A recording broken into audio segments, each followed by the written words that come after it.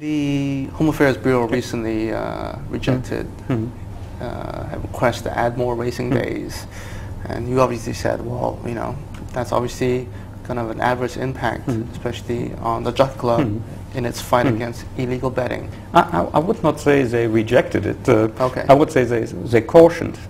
Having said this, in a way, we have had a dialogue with Home Affairs probably since 5, 6, 7 years about this topic. Okay. And I only can say that in 2005 and 2006, the Home Affairs agreed in principle with our position. Because the Home Affairs put a paper forward in which they, in a way, in the light of our taxation reform, endorsed our proposal of 5 additional race meetings and more simulcast meetings. So I think I can understand, sometimes it's about timing, why, in a way, with the tax reform, this proposal was not brought forward. Because one could see it would need much more time, discussion in LegCo and in ExCo. So that's why we reluctantly said, okay, we come back to this topic at a later time. Okay. We have to get the tax reform too. So I only can say the original position of Home Affairs was receptive. Okay. Maybe it's a timing issue, but we are not pressing for something immediately that we say it has to be implemented tomorrow. Okay. But I think one has to recognize it is a serious problem which will affect us in the future.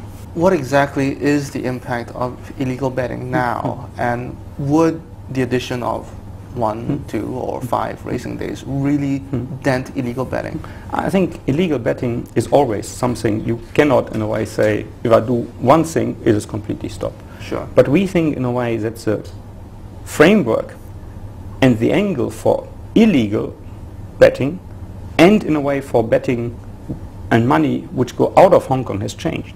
With the Macau competition situation, one can see clearly that there is a significant increase of gaming opportunities in Macau.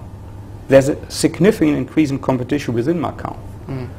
Even we put now the additional race meeting aside. If you look now at additional simulcast opportunities, we know that 2009 Sportsbook will open in Macau.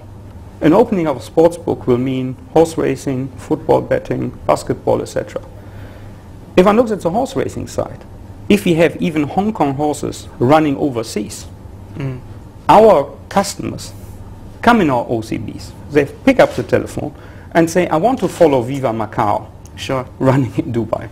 So there is a gaming opportunity which definitely illegal operators and offshore operators will definitely welcome, because we cannot satisfy obviously the demand here. So that is the first hook into a customer.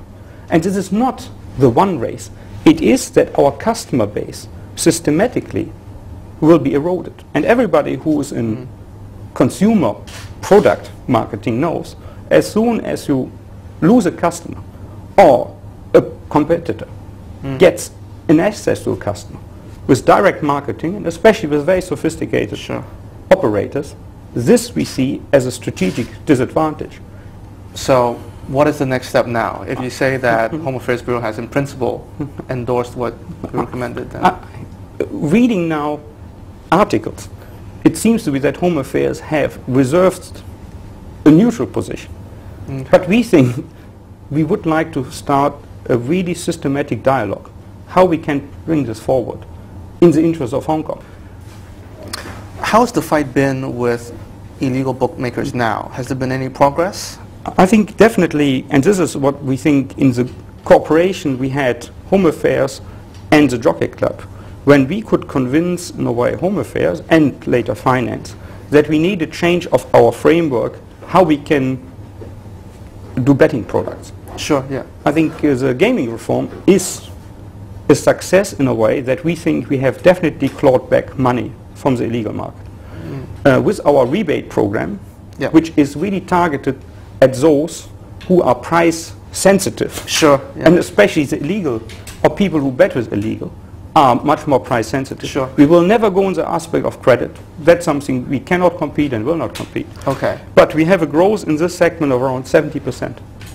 So, and this 70% has come definitely that people who were probably enticed with the illegal market or going offshore, that they feel enticed coming back. So that's a great success if you look at the turnover and the gross profit. Unfortunately, of course, in our original proposal, we asked for 5 more race meetings and more simulcast opportunities. The benefit of this additional gross profit we generate is gone to the government only. The government probably has an additional benefit out of it in the region of 1.1 billion. Okay. Additional tax in the relation to a do-nothing scenario.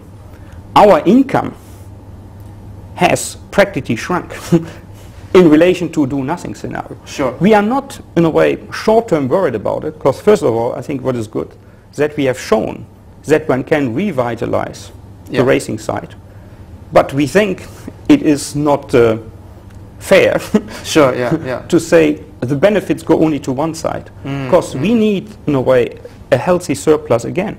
We think in the light of the competition in Macau, we have to invest around 6 to 8 billion into our race courses, into our facilities, to make it more competitive, to be able to keep our customers in Hong Kong, and especially to have new facilities.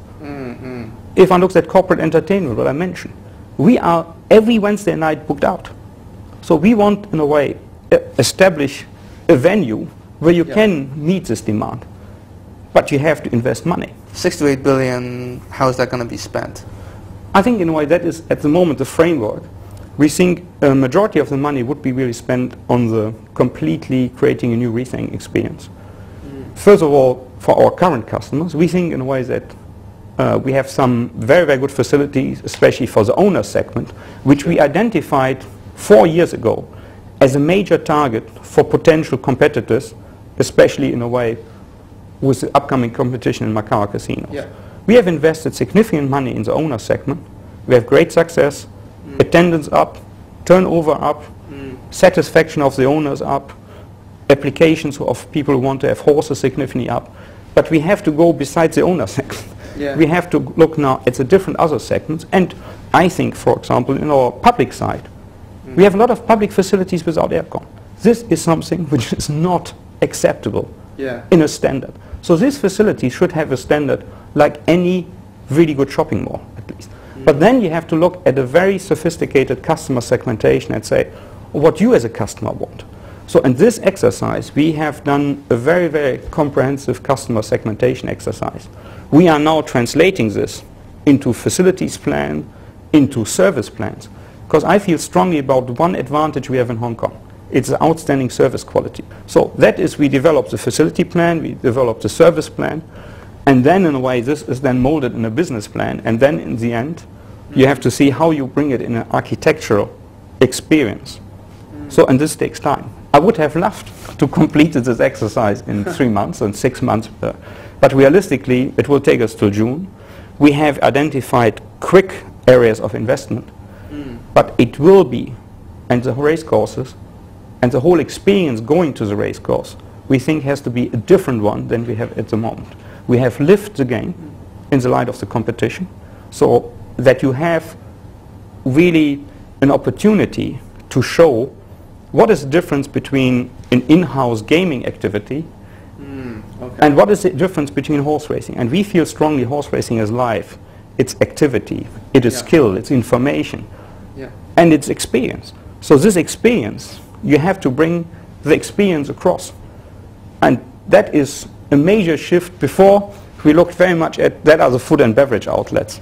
That is how you channel transaction. So it is very important that you have this well done. But experience is more. If you sit, for example, in a box and you have only screens, we think that doesn't give you the differentiation from a real horse racing experience. You have to bring the sound across. You have to bring the competition across. You have to bring the horse across. So how you do this, and that is a major, major review of everything we do and how we offer to the customer.